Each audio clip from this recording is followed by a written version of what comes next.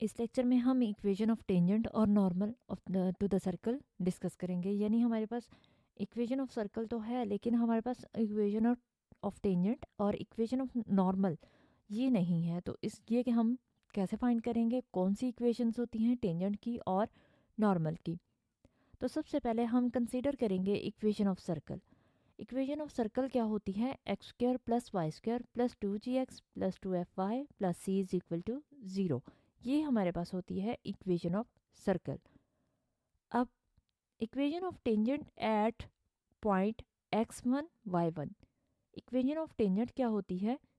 ये हमारे पास होती है x1 x plus y1 y plus g into x plus x1 plus f into y plus y1 plus c is equal to 0। ये हमारे पास होती है इक्वेशन ऑफ टेंजेंट। जब हमें किसी भी पॉइंट पे x1 y1 की जगह कोई भी वैल्यू आ जाए और हमें उस पॉइंट पे जैसे 2 6 ये पॉइंट है, तो इस पे हमें वैल्यू फाइंड करनी हो, इक्वेशन ऑफ टेंजेंट फाइंड करनी हो, तो हम ये इक्वेशन यूज़ करेंगे। और इसमें हम क्या करेंगे, x1 की जगह ये हमारे पास x1 होगा, यानी 2 हमारे पास x1 होगा और 6 हमारे पास y1 होगा।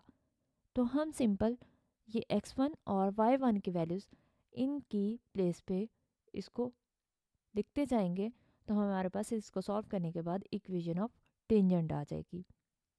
अब हम देखते हैं equation of normal at point x1 y1। किसी पॉइंट पे इक्वेशन ऑफ नॉर्मल फाइंड करनी हो तो उसके लिए कौन सी इक्वेशन होती है, उसकी जनरल फॉर्म कौन सी है?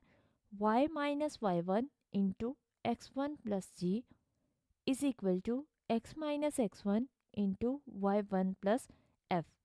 ये हमारे पास होती है इक्वेशन ऑफ नॉर्मल।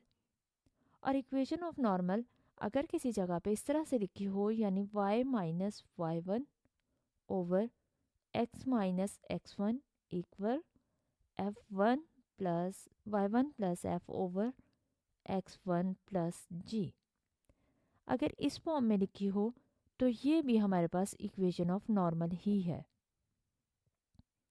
तो इस चीज़ से हम परेशान नहीं हो सकते कि ये अगर इक्वेशन हो तो इस इक्वेशन को भी हम इक्वेशन ऑफ नॉर्मल कहते हैं और इस इक्वेशन को भी हम इक्वेशन ऑफ नॉर्मल कहते हैं।